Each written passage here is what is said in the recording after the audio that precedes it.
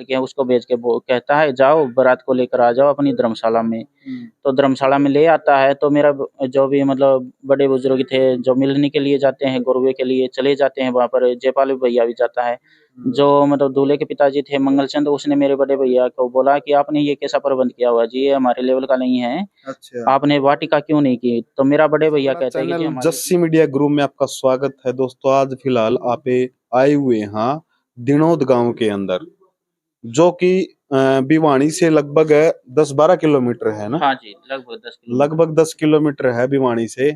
और आपने मामला देखा होगा भाई, सारी जो पिछली वीडियो है भाई, एक लड़की है बताया जा रहा है भाई, दहेज के कारण जो है उस लड़के ने शादी के लिए मना कर दी। भाई तो पूछेंगे सारी बात की है।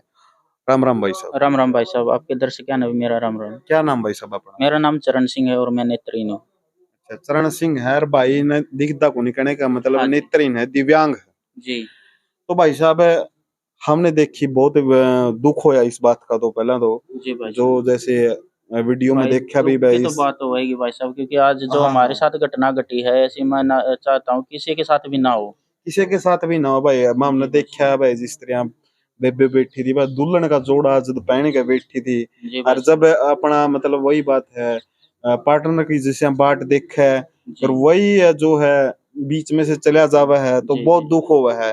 जी। दुख का मतलब दुख पहाड़ टूट जाए भाई, आज इतना सीधी दुख बात हो यह है। रहा है जी, मतलब तो लड़की भाई डिप्रेशन में चली गई। इसके पीछे नु बता, किस तरह के कुछ मामला था, किस तरह था भाई, इसका पीछे भैया क्यों आ दहेज का गई? था। दहेज का सबसे बड़ा था, दहेज लालच।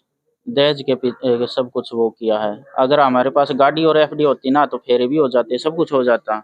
हम गरीब हैं, खाने के लिए तो नहीं है हमारे पास, मजदूरी करके तो खा रहे हैं, उन्हें कैसे गाड़ी और एफडी दे दें? सबसे बड़ी थी दहेज की। नहीं, शुरू में जैसे मामला क्या था भाई, जैसे शुरू में फेरे फारे शुरू लिए में थे सारे? ना जी, शुरू में जैसे हमारा मतलब 6 महीने, लगभग 6 महीने के करीब ये रिश्ता चला है हमारा। सब अच्छे से चल रहा था, उनकी कोई भी डिमांड नहीं थी, खाली उसका नारियल और रुपए की डिमांड की हुई थी उन्होंने। तो हमने वो रिश्ता ले लिया था, क्योंकि हमने बार-बार उनसे पूछा कि जी हम आपके लेवल के नहीं हैं, आप नौकरी पेशे वाले हैं और हम मज़दूरी करने वाले हैं। वे बोले नहीं जी हमें तो आपकी लड़की पसंद है, हमें आपकी लड़की दे दीजिए, हमारी तो सिर्फ़ एक नारियल और रुपए की माँग है, हमें और कुछ ना चाहिए। बस शुरू में नु कह दिया भाई, एक नारियल और एक रुपये की जैसे मांग हाँ। है, और कुछ नहीं चाहिए। हाँ जी, शुरू में यही और बात फिर हुई। आगे?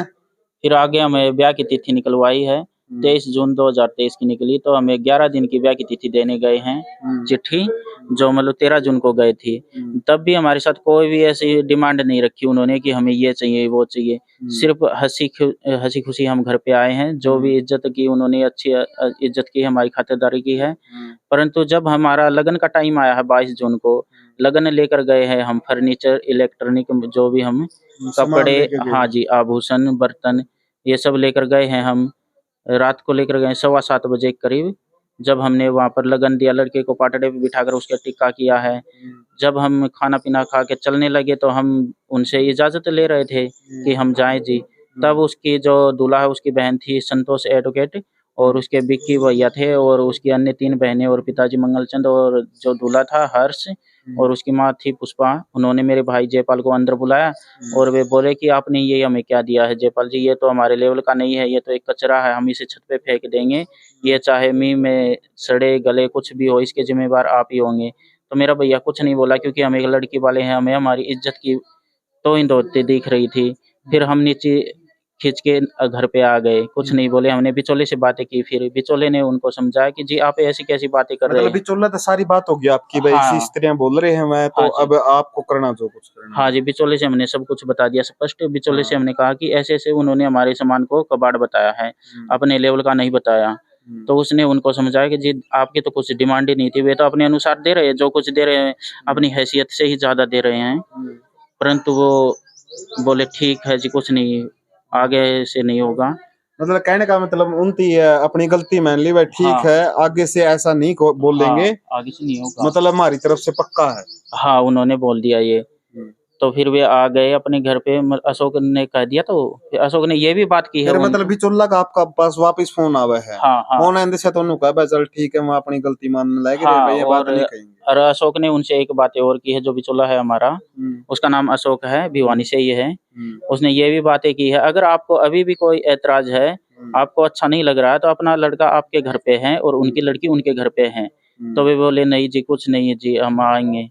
तो वे 23 जून को बारात लेकर आ रहे हैं। हम तो हमारी बारात की तैयारी कर रहे हैं क्योंकि हम तो लड़के वाले हैं बारात के स्वागत के मतलब लिए। सारा खुशी का मातम हाँ था। खुशी का माहौल था, हमारे माहौल था। रंगचा था, सब कुछ मतलब मिठाई वगैरह सब टेंट स्टॉल स्टेज सब कुछ किया हुआ था हमने, खाने पीने का प्रबंध। फिर लगभग 8:15 के करीब जो हर्ष है दूल्हा उसके बड़े भैया हैं जो विक्की सोरान, उसका फोन आता मेरे भैया के पास।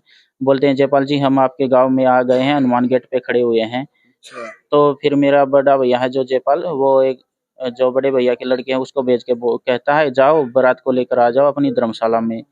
तो धर्मशाला में ले आता है। तो मेरा जो भी मतलब बड़े बुजुर्ग थे जो मिलने के लिए जाते हैं गुरवे के लिए चले जाते हैं वहाँ पर, जयपाल भैया भी जाता है। जो मतलब दूल्हे के पिताजी थे मंगलचंद, उसने मेरे बड़े भैया को बोला कि आपने ये कैसा प्रबंध किया हुआ जी, ये हमारे लेवल का नहीं है, अच्छा। आपने वाटिका क्यों नहीं की। तो मेरा बड़े भैया कहते हैं कि जी हमारी इतनी मतलब हैसियत, दोबारा भी यही बात बोली। हाँ मतलब वाटिका नहीं की आपने।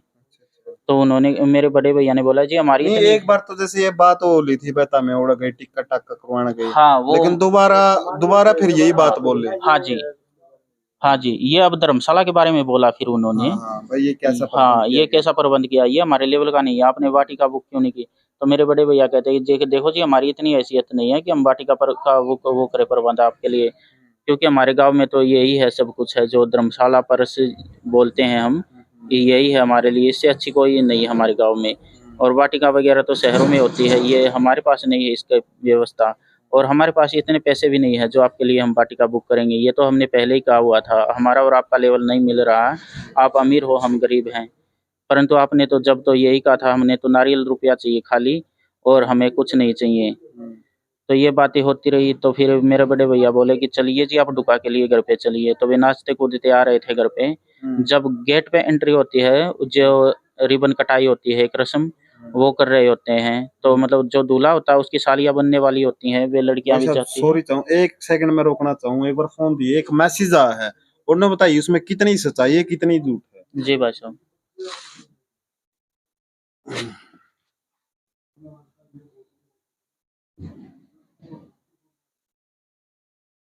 एक बताऊंगा, एक भाई का मैसेज मैंने कमेंट में पढ़ा था, जी भाई साहब। तो उसमें ये बताना कितनी सच्चाई है कितनी नहीं।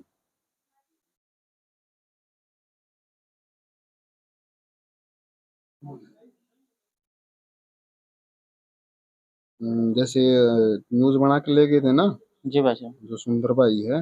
हाँ हाँ सुंदर, स्टार सुंदर न्यूज वाले। हाँ हाँ। जी भाई साहब।